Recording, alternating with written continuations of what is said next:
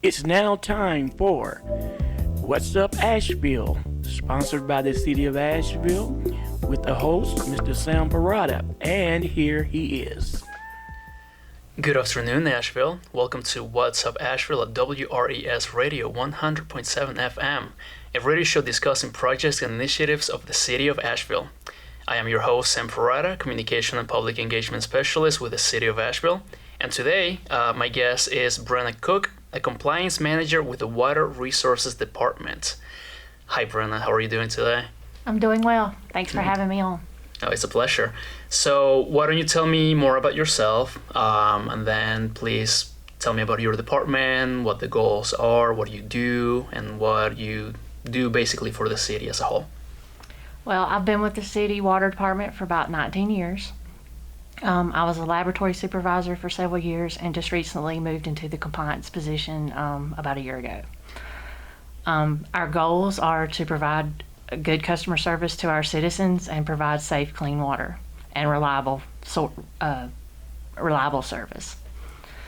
Right now we're going into our Clean Water Month appreciation, and we're actually working on a video for customers to watch hopefully by the end of the month to show how we treat the water and provide the water to our customers.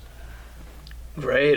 So the work that you do is very scientific in a way. You have to treat the water, you have to make sure that it's up to standards, and as you mentioned, going into Clean Water Appreciation Month, I think it's a really good time to get on the topic. So why don't you tell me more about how you clean the water, how the process goes, and why we in Nashville have such clean, tasty water? Well, we're very lucky because back in the day when we purchased our reservoirs, or our land that our reservoirs are on, so we have a protected watershed, and the water's very clean. And that helps us in the treatment process because we don't have any contamination to begin with, other than naturally occurring a bacteria, of course. Yes. But so we're very lucky to have that, and that helps us provide extra clean water for our customers. The other thing we work towards is the two biggest things that in water treatment is to remove turbidity. And Which is the best way to explain that is that's the cloudiness of the water. So if you see coloration or particles in the water, we work really hard to remove that. Great. Because that's where your bacteria is going to be, or if there are any contaminants in the water, the more you remove that, the better off you'll be. Asheville for the past 2 years has won the AWOP award, and AWOP stands for Area-Wide Optimization Program. And we received that, and basically what they're looking at is making sure that our turbidity is well below our regulation levels. We keep it below a 0.1 NTU. That's just a turbidity measurement NTU.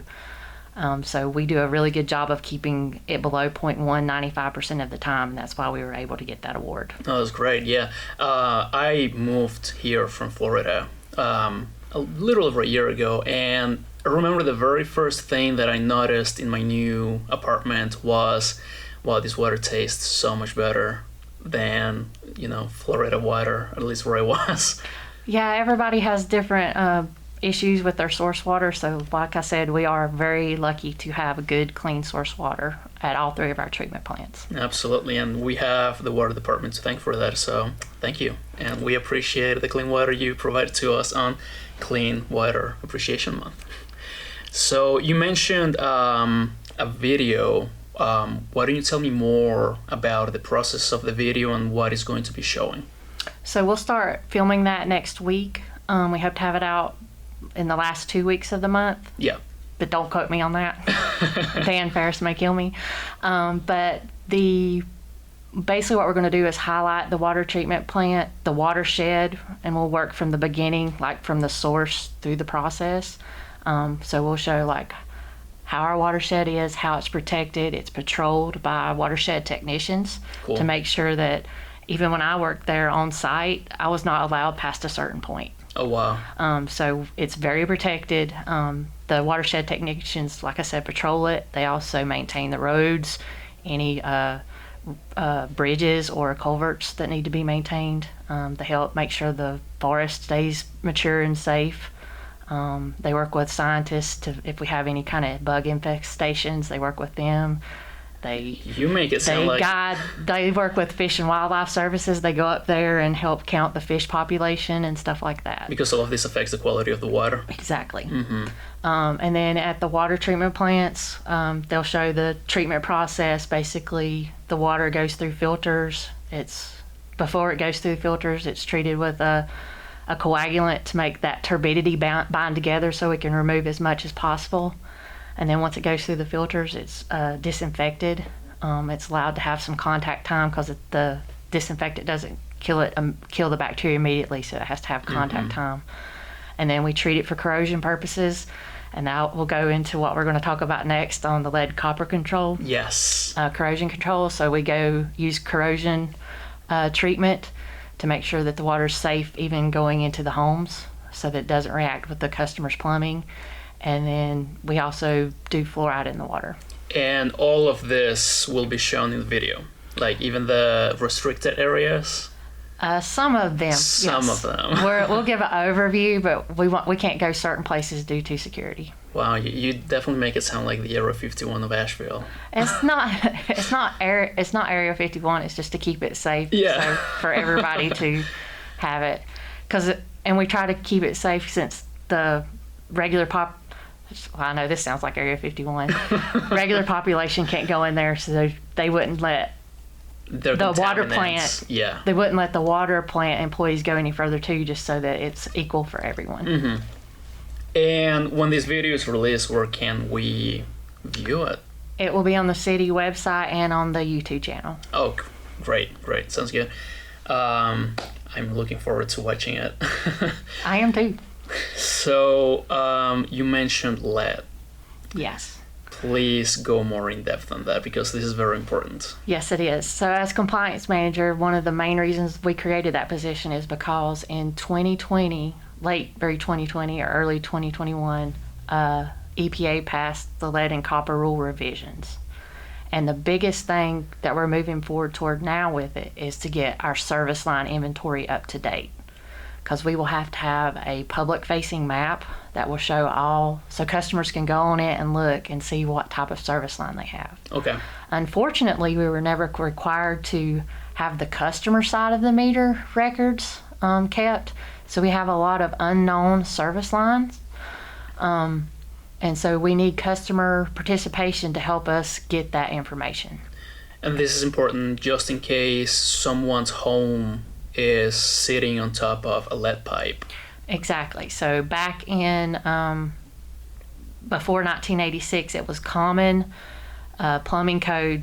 Lead service lines were acceptable, and also lead solder if you were using copper piping in your home. Yeah. And even on the service line. And so in 1986, it was banned. But we still have a lot of homes that were built before then. So yes. We know pre-1986 that there could be a potential to have lead service lines. We have looked at several. We don't think we have any, but there is a potential. We can't say definitely that we don't. And that's why you're making the inventory? Yes, that's why we're making the inventory, to make sure, and it will let customers know. We'll be required to give out information on how to protect yourself from being exposed. For any line that we know has a lead service line or galvanized preceded by lead, and I can explain why that in a second, or any unknowns, we'll have to send out letters to customers every year. And we'll also be testing at schools and daycares to make sure that the children aren't being exposed to any lead as well. Yeah, could you I'm not trying to make this negative or scary, but I think it's very important for people to know why it's important to avoid lead as much as possible. Do you know some side effects that could come from being in close proximity to lead or having lead in your water systems? Yes, this information will be in the letters, but it can affect your nervous system, your kidneys. For children under age of 5, especially like in their growth, it can give them attention deficit disorder, and also affect their cognitive I can't say the word. Cognitive. Issues, can give cognitive issues, and also have ADHD, that kind of thing. Paying attention, staying focused. Yes. That kind of thing. So, I didn't find out about this until recently. I did go to the water department's city website, and I read about it. And my home was definitely, my current home was definitely built before, in the 60s. So this is something that I'm going to have to take a look at. And please tell us how we can provide that information to help you create the inventory, and what happens if I do in fact have a lead pipe. Okay, so first, to help us create the inventory, if you know what your service line is, please go to the city website. There's a link actually on the main page. It's one of the first things you'll see if you go to www.asheville.nc.gov. You can click on it, and if you know what it is, you can click on the link and fill out the form. If you don't, we do have a video on what to look for. And then once you determine what you have, you can fill out the link. Or if you still aren't sure, you can call 828-259-5962. Once again, that's 259-5962, and schedule an appointment. And we will usually get back to you within 24 hours, but we'll try to call you back as soon as possible. So that's in case that I don't know what I'm looking for, or if I can find it myself. Yeah. Yes. Exactly. Some people have crawl spaces, and that's where their water line comes in. I've crawled under several houses lately to get that information for them, and we're happy to do that. Because basically what we're looking at is where the water line comes into the house. Yeah. That's going to be able to tell us what you potentially have coming from the meter into the home. I might have you to come over my house, because I'm not 100% sure where mine is, but again, the video will help, but I know a lot of people, if this is not your forte, it's easier just to ask somebody to come do it. Yeah, I still call my dad about car issues, so I'm not one of those people. Gotcha. But if you have any concerns, and please help us, create this inventory. We're doing this for everyone's safety and to make sure that Asheville's water stays clean and up to date. And just, reaching all the standards for your safety. And I just feel like the more you know about what you have in your home, the safer you can keep yourself. Yes, absolutely. And what you have in your service. So, what happens if I do have a lead pipeline? Yeah, I need to ask that. So if you do have a lead pipeline, there's ways to reduce your exposure if your water is set for more than 4 to 6 hours, or especially if you've been gone on vacation. You don't have to waste your water, but you need to run it. So you could take a shower. You could wash a load of clothes. If you've been on vacation, I'm sure you have laundry as soon as you walk in the door. But for normal day-to-day, like if you've not used your water, run your water for about 30 seconds or till you feel the temperature change, go from warm to cool. That will let you know, because basically lead is going to get in the water when it's setting in the pipe, not when it's flowing. Okay. Another thing you can do is clean out the aerators, which are those screens that are on the end of your faucet that unscrew. Yeah. If you have one of those fancy sprayer nozzles that are on a lot of kitchen faucets now, I heavily suggest taking those apart. Are not easy. You can refer to your manufacturer's instructions, but you try to keep those cleaned out as well, like once a quarter. Okay. Clean those out. Your bathroom faucets as well. If you brush your teeth or drink the water from there. I hope you brush your teeth. I mean, if you when you brush your teeth, thank you, sorry. When you brush your teeth or that can be exposure, especially for your kids if they swallow the toothpaste. Right. That kind of thing. So clean those out. Another thing is don't drink hot water. So if you're used tap water to make your baby formula, use cold water. Boil it if you have to. Don't use hot water, because that lead's going to get into your water faster. Easier. Yeah, and boiling water does not reduce lead. Okay, interesting. It would actually condense it. Wow. Or make it more concentrated. This is why I love bringing all these people from different departments in, because I learn so much about these important things going on. I had no idea, and I probably have consumed a little bit of lead here and there. I think everybody has. But now I can make some changes and, be on the lookout, because, this is something that's very, very important. I do not want lead poisoning or... Yeah.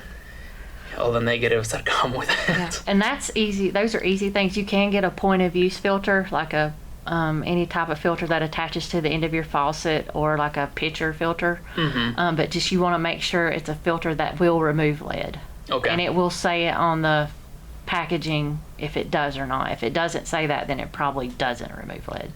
And is there a way to remove those pipes or clean them? You can. See, the downside is the customer side is customer owned portion. So, Yeah. or if it's in your home plumbing, this is where most of the lead is coming from, if there is any lead in the house, because your solder, if you have copper pipes, there's going to be possibly, if your house was built before 1986, Yes. you're most likely have lead solder.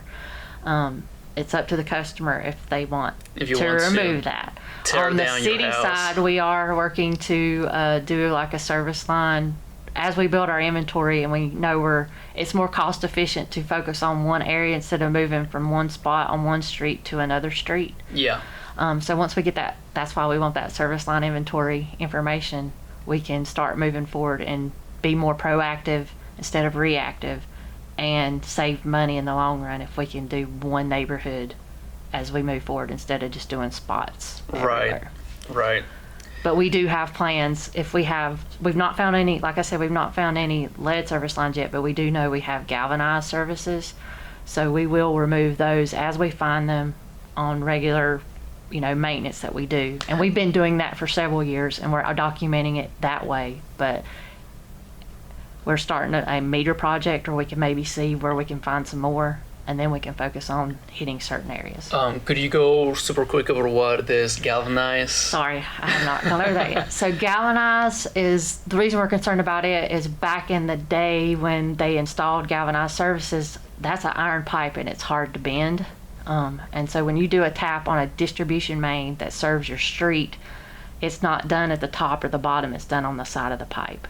And so they would use what was called a leg pigtail or leg gooseneck. Yeah. And the lead was easy to bend, so they would bend the pipe, use that little to attach to the service line so that they wouldn't have to do a bunch of elbow joints and then continue on to the meter. And what we found over the years, water utilities have, is that lead pigtail could start leaching and then coat the inside of the galvanized pipe and basically create a lead pipe inside of the galvanized pipe. Yeah. We do, like I said, treat the water, so it is less corrosive. Anytime I've tested in the past, we rarely have a detect, and most of the reason is because, this is why I tell y'all to clean out your aerators, is when we have a high detect, it's because lead is flaked off and it's caught in that aerator. Right. And I just want to keep in mind, all this talk about lead piping is scary, but do keep in mind Asheville water is one of the cleanest in the state. And we do what we're supposed to treat the water. Yeah, exactly. These are just precautions, and especially it is important to, make sure that the water that's going into your home is not, potentially coming from a lead pipe. But aside of that, the water department has been working extremely hard to keep the water as clean as possible. But we also offer free lead testing for customers who do want their water tested. And you can find that by calling the same number? Yes, sir. 828-259-5962. There you go. Thank you. It does. We don't have equipment in our laboratory to test it, so we have a contract laboratory do that. So it takes about 4 to 6 weeks once you collect the sample to get it back. And how long does it take to collect it? To collect a sample, what we usually do is drop the bottles off at the customer's house. We'll just put them on the front porch of their door. They don't have to deal with anybody. And then once they collect it, but there's instructions on how to do that are provided, but you basically have to let the water set for 6 to 8 hours undisturbed in your pipes, and you want to collect the cold water and see, because the hot water heater is that's not our animal. So you just collect the cold water, and then once you fill the bottles up, you put them back on the front porch. You have to text us or call us and let us know, and then we'll come pick them up. Sounds good. That sounds easy. All right. We try to make it easy. Yeah, no, you have. I know we have a lot of customer service people working all the time about the water. I get messages now and then that maybe don't affect my area, but it's good to know that things are happening and to keep an eye out on the water of the city. Yes. Yeah, we do have a customer service division for any questions that you have about your water. We also have lab techs that actually go out and answer they'll test the water for any type of concerns for the most part, or provide. We can't test for everything. Like if you just say, I want my water tested, we have to know specifically what you're concerned about, because there's so much. We could spend bukus of money testing for certain things, because analysis is not cheap. So there may be some things we can't test for if it's like a specific contaminant that you're worried about, but we can provide you results of where we've checked our water as it's leaving the plant and our source water to help allay customer concerns. But there are several parameters we can test for to let you know that the water quality is good and everything's okay. If you do experience issues, you can call that customer service number at 828-251-1122. Once again, that's 828-251-1122, and they can connect you to the lab staff that can come out and check your water. And you can also reach out to not just the water department, but a lot of city departments using the AVL Alert app, Twitter and Facebook. We are working on rebranding our social media to be more engaging with the community. So absolutely, please reach out and just drop by and say hello. We're doing a good job. Maybe, if you're having issues, please also reach out to us. Yes, we like to hear any good feedback as well. Another thing, speaking of AVL Alert, that we're working on is to reach out to customers about the service line inventory. Now, when a customer is a new water customer, we do have them sign up for it. And we usually have them sign up for email or text, because we do let people know, like if we have a water break or anything like that, and that could happen at 2:00 in the morning. So that's why we stress the email and the text, so that you're not wakened by a call at 2:00 in the morning. I wouldn't be happy if I got woke up at 2:00 in the morning. But we also plan to use that to reach out to customers, so that it will let them know like where you can go. It'll have the link in the email to, if you know what your service line is, that kind of thing, they can go directly to that. We hope to go out to a bunch of community events and hand out flyers, and maybe have like a little display so we can explain more in depth to customers so they understand what we're asking about. But we do hope with the AVL Alert to reach only customers that have not participated. I'm working with our IT department with our database that we currently have. We're taking out any customers that we do know, and so that you won't get called 900 times once you've once you've graciously filled out the survey or called me. But the other thing is, we don't want to reach out to customers too much and wear them down, so we're only hoping to do this like once every 3 months, once a quarter. That's a really good tactic. I'd say I don't want to call it a tactic, because we're not trying to do something bad here, but we're just trying to make sure people are aware of this, so that they know. Well, it's helping us meet a federal regulation. Yes. That we do have to meet, and we have to have it met by 2016. Okay. I mean, excuse me, October 16, 2024. We're a little late on that. Sorry. But I'm at the 16th of October, 2024. 2024, okay. Yeah. Well, I was going to say, a lot of times I sign up for something and then I regret it immediately. And this is an incentive for you to sign up, get the information you need, because it's for your own safety, your own health. We want to help you, and then you don't have to worry about it ever again. Yeah. Unless we won't bug houses. you after that. There may be another regulation we'll be bugging you about, but not about the lead and copper rule again.